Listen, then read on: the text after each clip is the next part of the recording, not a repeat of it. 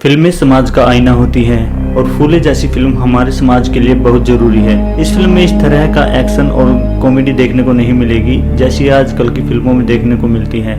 लेकिन दोस्तों यकीन मानिए इस फिल्म को आप महसूस कर सकते हैं क्योंकि ये फिल्म आपको काफी कुछ सोचने पर मजबूर कर देगी। फूले मूवी की शुरुआत होती है जब पुणे में दो लोग बाहर से आते हैं और उनकी वजह से शहर में महामारी फैल जाती है। इस महामारी से निपटने के लिए ब्रिटिश सरकार शहर के बाहर एक मेडिकल कैंप लगवाती है।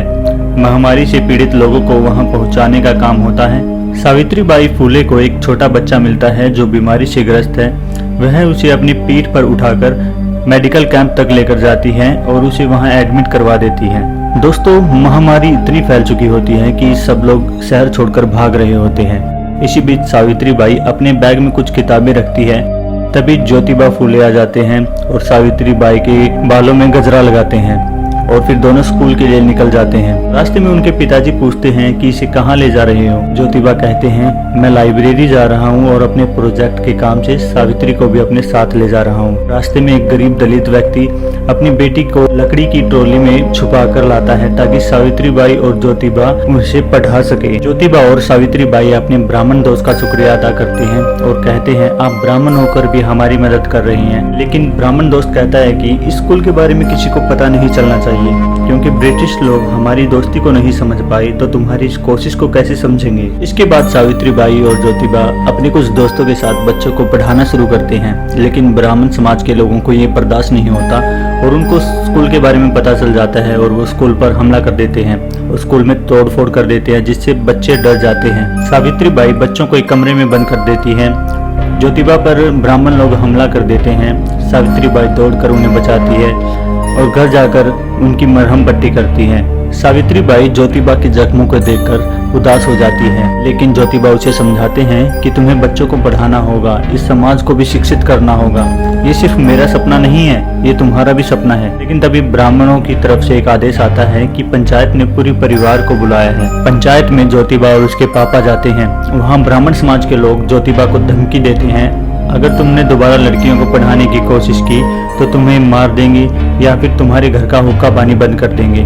ज्योतिबा कुछ नहीं बोलते। घर वापस लौटकर वो और सावित्री बाई दोनों घर छोड़ देते हैं। जाते जाते ज्योतिबा के बड़े भाई कहते हैं अगर तुमने एक बार घर छोड़ दिया तो वापस मत आना और ना ही तुम्हें घर में कोई भी हिस्सा मिलेगा। ज्योतिबा गुस्से में कहते हैं अगर तुम मुझे पंचायत ले जा सकते हो तो मैं तुम्हें कोर्ट ले जाऊंगा। फिर दोनों घर छोड़कर निकल पड़ते हैं। ज्योतिबा सावित्री बाई के साथ अपने दोस्त उस्मान शेख के यहाँ चले जाते हैं जहाँ पर उनकी मुलाकात फातिमा शेख से होती है। उस्मान ज्योतिबा से कहता है कि एक बात तो तय है, लड़कियां पढ़ना चाहती हैं लेकिन 20 करोड़ आबादी वाले इस देश में एक भी इंग्लिश टीचर नहीं है। लेकिन ज्योतिबा कहता है कि अहमदनगर में एक इंग्लिश मिशनरी स्कूल खुला है और हम चाहें तो ज्योतिबा और फातिमा को ट्रेनिंग के लिए भेज सकते हैं। ज्योतिबा सावित्री बाई और फातिमा को मिशनरी स्कूल में एडमिशन दिलवाने के लिए ले जाता है लेकिन स्कूल वाले उन दोनों को एडमिशन देने से मना कर देते हैं क्योंकि उनके पास स्कूल सर्टिफिकेट नहीं होता। बाई और फातिमा को ज्योतिबा और उस्मान ने घर पे ही पढ़ाया था। लेकिन काफी मिन्नतें करने के बाद स्कूल वाले ज्योतिबा और फातिमा को एडमिशन देने के लिए मान जाते हैं। ज्योतिबा लाहौजी के पास मदद के लिए जाता है लेकिन वो उसकी मदद करने से इनकार कर देता है और कहता है कि तुम तो अंग्रेजों के साथ मिले हुए हो। लेकिन ज्योतिबा कहता है कि मेरी गलती ये है कि मैं अपने समाज के लोगों के लिए कुछ करना चाहता हूँ। लेकिन लाहौजी उसकी मदद करने से इनकार कर देता है। सावित्री बाई और फातिमा अपनी टीचर ट्रेनिंग कंप्लीट कर लेते हैं और फिर ज्योतिबा फूले फातिमा और सावित्री बाई को अपने साथ गांव ले जाता है और वहां अपने ब्राह्मण दोस्त के पास जाता है। उसका दोस्त कहता है कि हम गांव के बच्चों को शिक्षा नहीं दे सकते क्योंकि ब्राह्मणों ने कहा है कि अगर किसी भी नीच जाति की लड़की या फिर किसी को भी शिक्षा देने की कोशिश की तो उन्हें हम जिंदा जला देंगे। इसके बाद उस्मान शेख ज्योतिबा को अपने गाँव के बच्चों को पढ़ाने के लिए कहता है। फिर ज्योतिबा, उस्मान शेख, फातिमा, सावित्री बाई घर घर जाकर लोगों को शिक्षा के लिए जागरूक करते हैं और सावित्री बाई लोगों से कहती है आप अपनी लड़कियों को महिला टीचर से पढ़ा सकते हैं। उधर फातिमा भी अपने मुस्लिम समाज के लोगों को बच्चों को शिक्षा देने के लिए प्रेरित करती है। लेकिन मुस्लिम समाज के लोग कहते हैं कि तुम दोनों बहन भाई अगर हमारे बच्चों और महिलाओं को भड़काओगे तो हम दोनों बहन भाई को समाज से निकाल देंगे। ज्योतिबा फूले, उस्मान शेख, फातिमा और सावित्री बाई बच्चों का इंतजार कर रहे होते हैं लेकिन कोई भी उनसे पढ़ने के लिए नहीं आता। फिर लहू जी अपने साथ कुछ लड़कियों को लेकर आते हैं, जिसे देखकर सब खुश हो जाते हैं। लेकिन सावित्री बाई अब भी उदास है, क्योंकि उसका लक्ष्य तो पूरे समाज को पढ़ाना है। कुछ समय बाद ज्योतिबा के पापा उसे जमीन में अपना हिस्सा दे देते हैं और फिर ज्योतिबा फूले 300 गज में मकान बनाते हैं और 400 गज में बच्चों के लिए स्कूल बनाते हैं। पुणे के कलेक्टर रिव जॉन ज्योतिबा के काम से काफी प्रभावित होते हैं और वे ज्योतिबा फूले की मदद करना चाहते हैं। लेकिन ये बात जब ब्राह्मण समाज के लोगों को पता चलती है तो वे चिंता में पड़ जाते हैं, क्योंकि अगर बच्चे इंग्लिश सीखने लगे तो सीधा वार संस्कृत पर होगा। दोस्तों, इस फिल्म का एक सीन ऐसा भी है जो उस समय के लोगों की मानसिकता को दिखाता है। दरअसल एक तरफ से ब्राह्मण समाज के कुछ लोग आ रहे होते हैं और दूसरी तरफ से ज्योतिबा फूले आ रहे होते हैं। ज्योतिबा फूले की परछाई उन लोगों पर पड़ जाती है। वे लोग कहते हैं कि तुम्हारी परछाई हम पे पड़ गई, अब हमारा पूरा दिन खराब होगा। तुम्हें कितनी बार कहा है कि तुम्हारा बाहर निकलने का समय नहीं है ये।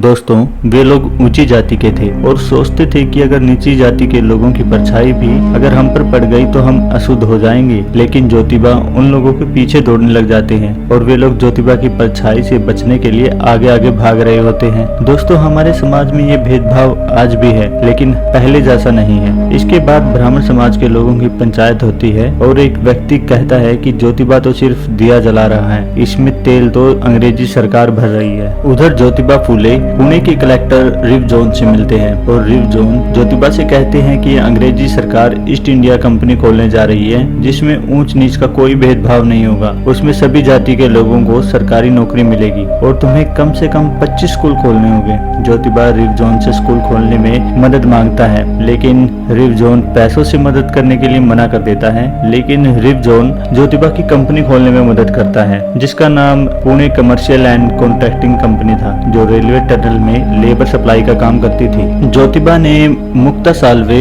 हिंदी अनुवाद अखबार में प्रकाशित करवाया। उसके साथ ही अपने स्कूल का विज्ञापन भी अखबार में छपवा दिया। उधर ब्राह्मणों पर लगान 6 से 12% कर दिया और ज्योतिबा ने कलेक्टर को चिट्ठी लिखकर बताया कि ब्राह्मणों को हर साल 4000 रुपए मिलते हैं। उधर फातिमा और सावित्री पढ़ाने जा रही थी, तभी उच्च जाति के लोग उस पर कीचड़ फेंक देते हैं और जब सावित्री बाई घर आती है तो ज्योतिबा उसे समझाता है कि एक साड़ी स्कूल में रख देना, अगर लोग गोबर फेंके तो स्कूल जाकर साड़ी बदल लेना और आते समय गोबर वाली साड़ी पहनकर ही आना।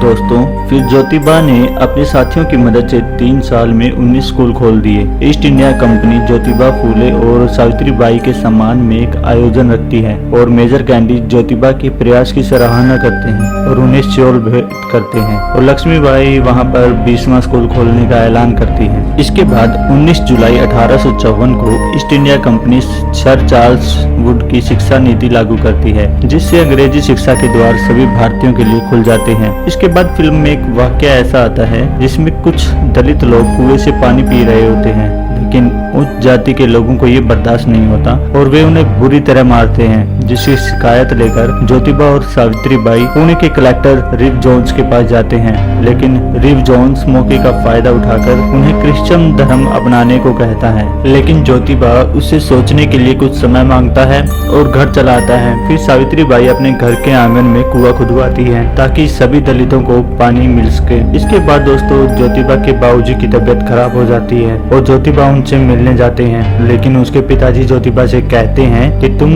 दूसरी शादी कर लो, क्योंकि तुम्हें हमारा वंश आगे बढ़ाना होगा। लेकिन ज्योतिबा कहता है कि बच्चा न होने का कारण मैं भी हो सकता हूँ, तो क्या आप सावित्री का दूसरा विवाह करवा देंगे। इसके बाद ज्योतिबा गांव के सरपंच के पास जाता है और सरपंच ज्योतिबा से कहता है कि लड़कियों को पढ़ाना बंद करो और अंग्रेजों के खिलाफ लड़ाई में हमारा साथ दो और लहू जी से प्रशिक्षण लो और जवानों को इकट्ठा करो। लेकिन ज्योतिबा उनसे कहते हैं कि हम उनसे हथियारों से नहीं, विचारों से जीत सकते हैं और उसके लिए सभी का शिक्षित होना जरूरी है। और फिर सरपंच कहता है कि वो लोग हमें अंग्रेजी सिखाकर हमारा धर्म बदलवा देंगे, फिर हम हिंदुओं की संख्या बहुत कम हो जाएगी। और इस पर सावित्री बाई कहती है कि आप हमें हिंदू भी कहते हैं और अछूत भी, अगर अंग्रेज देश छोड़कर चले गए तो आप उनकी जगह ले लेंगे। आप और अंग्रेज दोनों सत्ता ही तो चाहते हैं, आप हमें गुलामी से आजाद कर दीजिए और फिर आप और हम अंग्रेजों के खिलाफ मिलकर लड़ेंगे। सावित्री बाई की यह बात सुनकर तक सब लोग एक दूसरे की तरफ देखते रह जाते हैं। फिर अगले सीन में फातिमा और सावित्री बाई स्कूल से आ रही होती है और एक व्यक्ति सावित्री बाई को स्कूल बंद करने की धमकी देता है और कहता है कि अगर ज्योतिबा ने स्कूल बंद नहीं किया तो वो ज्योतिबा को मार देगा। ये बात सुनकर सावित्री बाई उस व्यक्ति को थप्पड़ मार देती है और वह व्यक्ति वहाँ से भाग जाता है। सावित्री बाई विधवा औरतों और समाज से पीड़ित महिलाओं के लिए आश्रम खोलती है। इसके बाद एक व्यक्ति ज्योतिबा के घर आता है और कहता है कि आपके घर में 2 महिलाएं रह रही हैं और उन्होंने बाल बढ़ा लिए हैं, मुझे पंडित जी ने उनके बाल काटने के लिए भेजा है। लेकिन सावित्री बाई इसका विरोध करती है और ज्योतिबा उन सभी लोगों को इकट्ठा करते हैं जो विधवा औरतों के बाल काटते थे। उनसे कहते हैं कि अब तुम विधवाओं का मुंडन नहीं करोगे और अंग्रेज सरकार का आदेश है कि अगर विधवा औरतें चाहें तो दोबारा शादी भी कर सकती हैं। इसके बाद 2 बंदे ज्योतिबा को मारने के लिए आते हैं, जिन्हें ब्राह्मणों ने ज्योतिबा को मारने के लिए 100 रुपए दिए थे। लेकिन ज्योतिबा इस बात से खुश होते हैं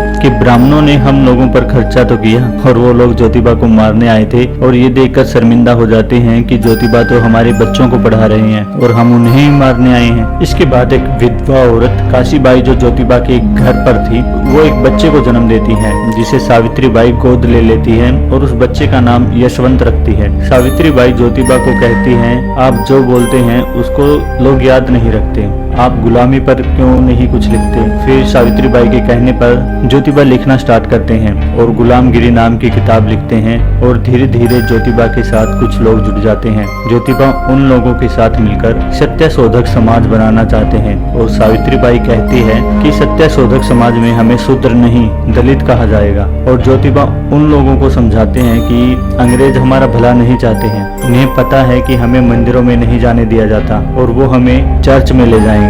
इसके बाद एक विवाह में ज्योतिबा और सावित्री बाई पंडित को नहीं बुलाते और खुद ही मंत्र पढ़कर शादी करवाते हैं और ब्राह्मणों को ये बात पता चल जाती है और वो ज्योतिबा को रोकने के लिए वहां आ जाते हैं और ज्योतिबा को बिना पंडित के शादी करवाने के लिए अदालत ले जाते हैं और कोर्ट के सामने दलील रखी जाती है कि जैसे चर्च में पादरी शादी करवाता है वैसे हिंदू समाज में पंडित शादी करवाता है और ज्योतिबा माली है इसलिए इसको शादी करवाने का हक नहीं है। ज्योतिबा का वकील कहता है कि जब ब्राह्मण किसी नीची जाति के लोगों की शादी करवाता है तो उन्हें दूर से आशीर्वाद देता है, उन्हें छूता तक नहीं। और ज्योतिबा ने इसी अपमान से बचने के लिए ये प्रथा शुरू की है और ब्राह्मणों को ये डर था कि अगर ये प्रथा शुरू हो गई तो आमदनी कम हो जाएगी। अगर ज्योतिबा अपनी प्रथा चलाना चाहते हैं तो चलाए, लेकिन शादी की आयु वो ब्राह्मणों को दे। लेकिन कोर्ट ने ज्योतिबा के हक में फैसला सुनाया। फिर 1876 में पुणे में अकाल आया और अंग्रेजों ने मदद से इनकार कर दिया। फिर ज्योतिबा के सत्यशोधक समाज ने लोगों की मदद की और बड़ौदा के